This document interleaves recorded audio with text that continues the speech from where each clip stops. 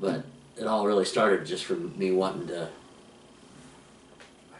regretting not cornering Dad. Although I don't know, really, you know, if Dad would have been. I really wish that I could have, done this if I'd had the equipment and ability to do that with Dad. Yeah. Have him tell his story, the best he could remember. I don't know how eager he would have been to do that though. I think parts of it he would have, but he might have been a little uncomfortable about some. There's times that, that I'm glad that, I let him talk like that one time. I'm glad I just, shut up and he'd say, "You got anything to make a sandwich out of?" Yeah. Yeah, I go in there and make him a sandwich. It's always a sandwich. I make a sandwich.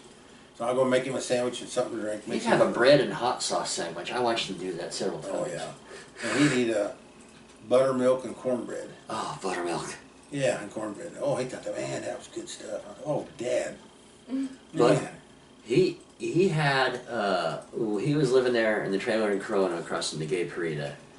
I was out there with him and Grandma one time, and there was buttermilk in there. I thought, I like butter, and I love milk.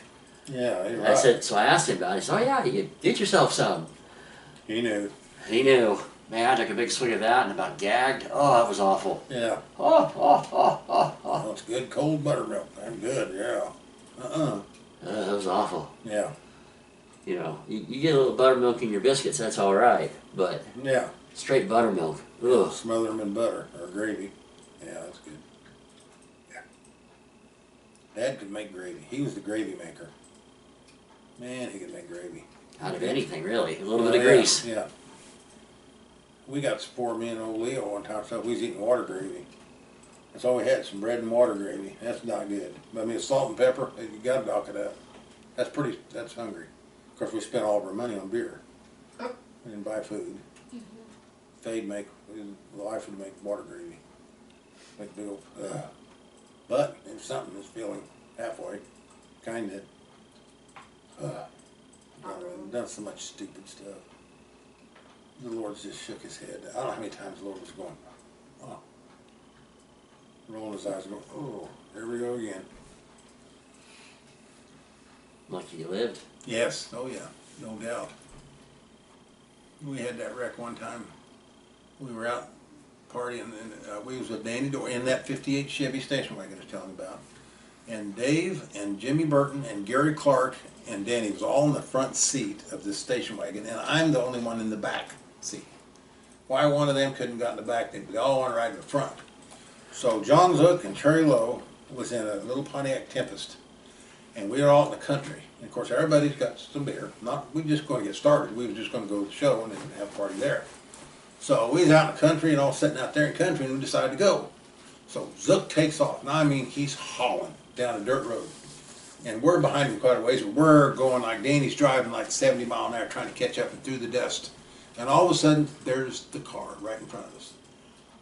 Boom! Man, we rear-ended that car. We went off the left side of the road, down the ditch, across and over in the hedgerow. Boom! In the ditch.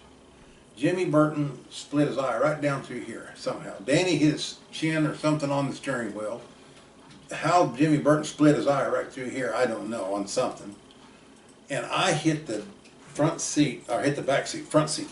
Boom, I hit it hard. It sprung every door on the car. We had to crawl out through the windows and stuff. I crawl out, and of course, this guy that lived right by there, there used to be a railroad, there was a railroad track there, but it was abandoned, abandoned track. Well, no, the train did go through there, but it come through rear just once in a while. And this guy heard it that lived down the roads. He got his car and drove down there. And what it was, John Zook and Terry Lowe had got out to go pee. They were standing on the passenger side peeing in the ditch when we hit the car.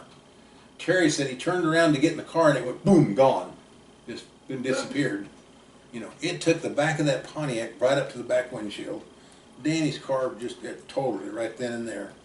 The front end was just caved in, and that was a heavy 58 Chevy, big old metal car and stuff. But this guy, and we said, well, you need to call Dad and tell him we're okay.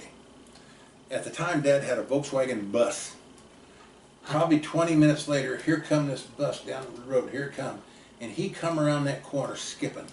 Like in that bus. Come up there sliding, hit the brakes, slide, jumps open the door. What in the hell? What? And he said, I didn't know whether to come out here and find you all over the road or what. And I said, well, we told the guy it was okay, and he didn't tell him that. He just said there'd been a hell of a wreck. So he just took off. Here he come. He said, I didn't know where to find you guys all over the road or what. And I said, no, he was all right and stuff. But they said, are you okay and stuff? Well, my arm kind of bothered me, but I was all right. But the next morning, I could not get out of bed. I couldn't even roll. I tried to roll out, and I'd go, oh my God, my back and my arm and stuff just killed me. And I got up, and Dad took me to the doctor, and I couldn't lift my arms or nothing like this. And he said, well, you've pulled a bunch of muscles and stuff. Well, yeah, I did.